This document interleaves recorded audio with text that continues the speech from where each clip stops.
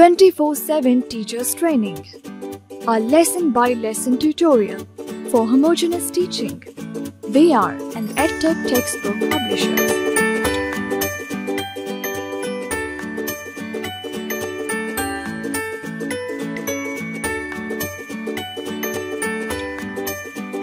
Bismillahirrahmanirrahim. Respected teacher, Assalamu alaikum.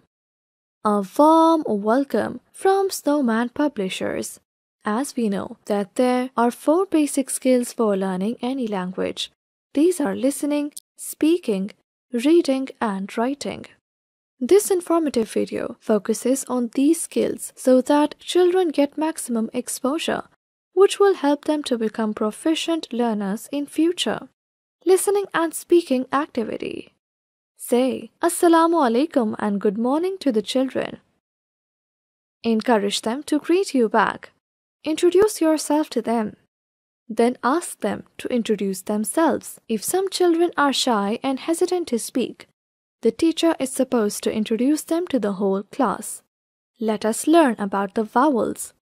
There are 26 letters in English alphabet, out of which 5 are vowels: A, E, I, O, U.